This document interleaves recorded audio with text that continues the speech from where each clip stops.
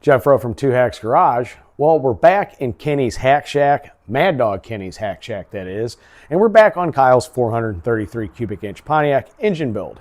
I'm going to admit, guys, this is a video I should have made quite a while ago, probably prior to me even sending this off to get machined. It has to do with more of that precise measurement. So what are we talking about? We're talking about lifter to bore clearance. It's something that sometimes is overlooked, but you know what? It can actually cause sometimes damage or a lot of noise, which we're going to explain here in a minute. So yeah, this is a video explaining what lifter to bore clearance is and how to measure it. All right, so lifter to bore clearance is actually quite simple. It's lifter to bore clearance, kind of like when you have piston to piston wall clearance. You know, with that, it's pretty much identical. So, you know, you got your lifters here and you got your bores here, your lifter bores here. And it's pretty simple, guys, just like how a piston fits into a cylinder bore. You know, these things go in here like that, and we usually lube them up and we call them done. However, there is a clearance that's in between the actual lifter itself and the bore, and that is absolutely crucial. So what I'm going to do is I'm going to explain that to you a little bit into detail, and going to show you how to measure the difference between the lifter bore itself along with the lifter.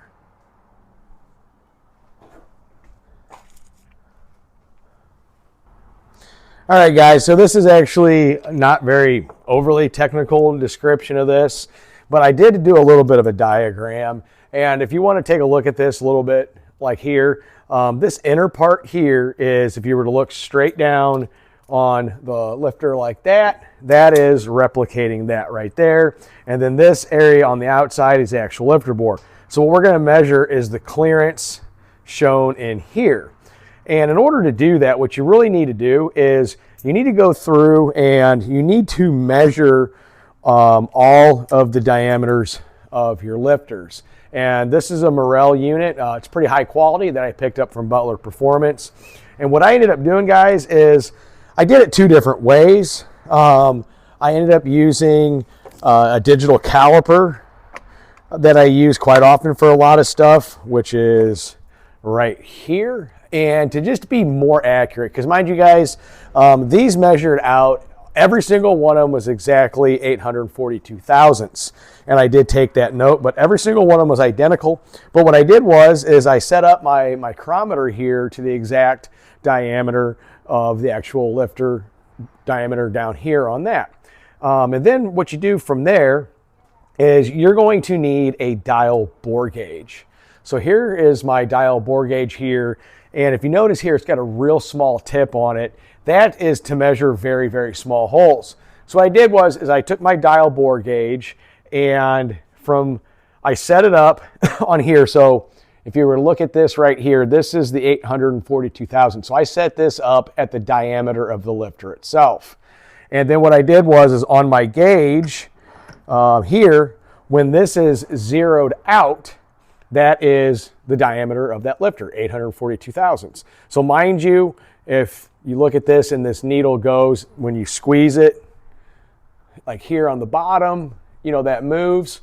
But just kind of a rule of thumb, guys, if it goes past that zero this way, clockwise, that's a larger hole. If it's going to go counterclockwise past zero this way, that's going to be a smaller hole. So what we're looking for is not exactly zero, because that would be the same diameter, but we're going to look for a little bit past. You're probably wondering how much. Well, here's where that nerdy engine math, I like to call it. So I did a lot of research on this. So the lifter diameter on these, all of them, was 842 thousandths. After reviewing my application, it says optimal lifter to bore clearance is 15 to 18 thousandths. So what I'm going to look for is that right there, or sorry, not 15 to 18, 1.5 to 1.8 thousandths. My bad on that. And so my overall lifter bore diameter I'm going to be looking for are these numbers right here. So what I did is I made myself a little chart, and for cylinders 1, 3, 5, 7, 2, 4, 6, 8, the intake and exhaust, I'm going to measure that and I'm going to determine my clearance, and I'm going to write those down as I go along. One little interesting fact I found from Butler Performance, it does talk about if you have 1/1000th excess of clearance times the 16 lifters, that is over an additional gallon of oil pumped into the lifter valley per minute at higher RPMs.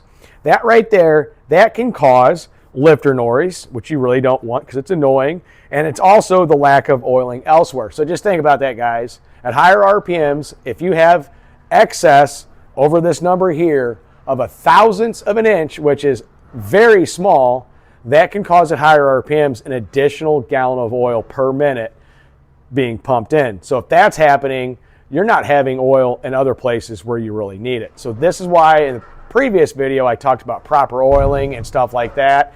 Well, this also plays into that with your lifter to bore clearance. So how do you go about measure it? Well, I just explained how we set up our dial bore gauge, our micrometer, how I measured everything. And now what we're going to do is we're going to show you actually how to do that. All right, so it's pretty simple, guys. Now, mind you, like I said, on my dial bore gauge, at 0 is 842 thousandths. Anything this way is less than 842 thousandths. Anything this way is more. And if you look, the small marks are 0.5 thousandths, 1, 2.5, 3, 4.5, and so on. So between here and there is 5 thousandths. So what I'm going to look for is when I go to measure this, where that lands on that right there. And basically it's pretty simple. And you do want to check multiple spots in here to make sure there's no taper. So all I'm going to do is just demonstrate this one right here on an intake side. And I'm going to put it in there. I'm going to move it back and forth. So about right there, if you were to look, I'm sitting right past 1.5 thousandths.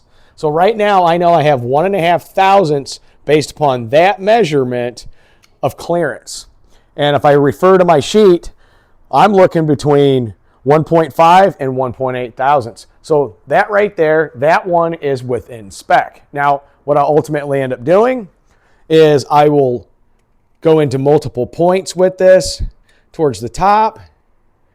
I'm going to check that. I'm going to turn it and go more towards the bottom.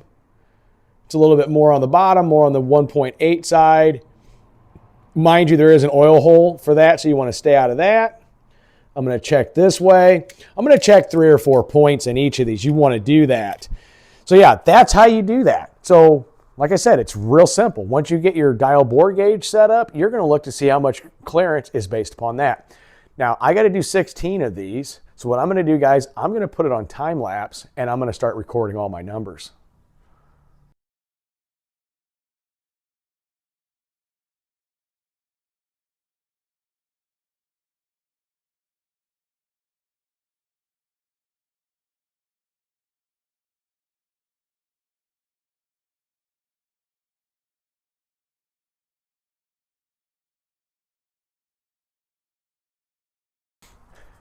All right, so there you have it, guys. That's a quick and easy method on measuring your lifter bore clearance.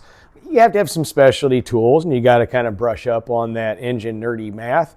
But you know what, overall, guys, it's really not that hard to do. And like I said, I should have made this video way long time ago, and I didn't. But you know what? It never hurts to do it now. So the begging question out there is, what happens if it's too tight or if it's too loose? Well, I really doubt that you're going to come into a situation where these are too tight, but if they were, you could hone them out, and obviously you'd want to do that with a bare block so you can properly clean it. So what happens if it's too loose? Well, that's another thing. If it's extremely loose, you can go to machine shop and have the bronze bushings put in for that, and that's kind of pricey, but it's well worth it, and it's really, really awesome technology. Or in some cases, and I think, but don't quote me, I think line-to-line coating, I think they offer either a lifter bore coating or an actual lifter face coating itself. I'm not sure. I'll have to reach out, or maybe you guys can too if you're interested. I know I'm not going to need to, but yeah, you can do it a couple different ways. After checking everything out on pretty much all of these, I was in that 1.5 to 1.8 range, so I'm actually good on clearance on this. Like I said, we touched on a little bit on you know, what you need to check for and why. Not only can it cause noise, it can also cause some premature wear, but at the same time, look what I found on Butler's website. It did talk about the actual oil consumption on this top end. Just a little bit of clearance can cause at high RPMs. I hope this was a cool little tutorial for you. And I really kind of hope it helps. But like I said, I should have done this a long time ago. But seeing I just got some new tools in and I noticed I had that, I decided, you know what, I'm going to make a video and show you guys how to do that. But with that, guys, that's a quick, easy way on how to check your lifter to bore clearance, lifter to lifter bore clearance. And until the next one, guys, stay tuned and stay cool.